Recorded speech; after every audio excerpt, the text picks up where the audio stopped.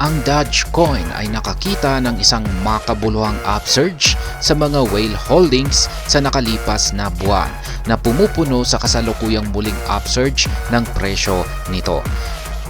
Ayan po ang ating pag-uusapan sa balitang ito kay Dogecoin. At ayan ang sabi po rito, ngayon ay sumali ang Dogecoin sa altcoin recovery pagkatapos tumaas ang presyo nito ng 3.4% hanggang sa presyong $0.07602.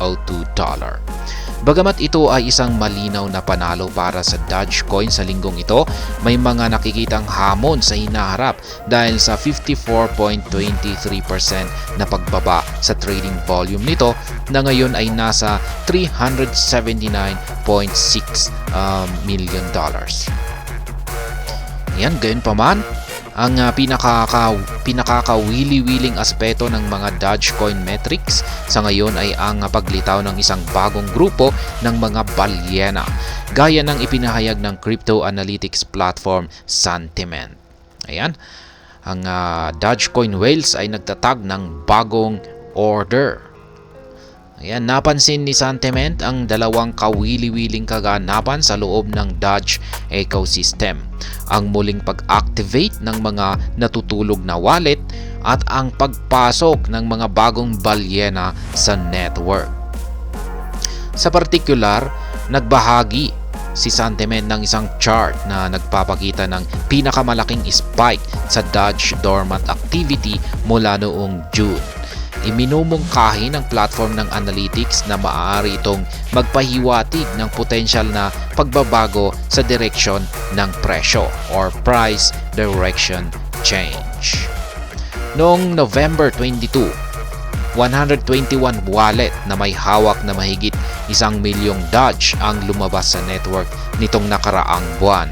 Tinutukoy ito ng Santiment bilang malaking interest na pera or big money interest.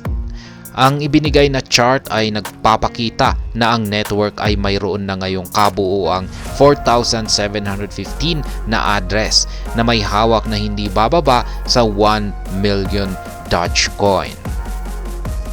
Yan, bagamat paborito pa rin ang Dogecoin sa mga retail holder, gaya ng ipinapakita ng kabuuang bilang ng transaction, nagkaroon ng malaking epekto ang kamakailang aktibidad ng whale. Kapansin-pansin, ang impluensya ng Doge whale ay nagpakita sa iba't ibang paraan sa taong ito, mula sa pagpapataas ng presyo hanggang sa pag-apekto sa volume. Ayan ang Dogecoin at ang mga kompetensya nito.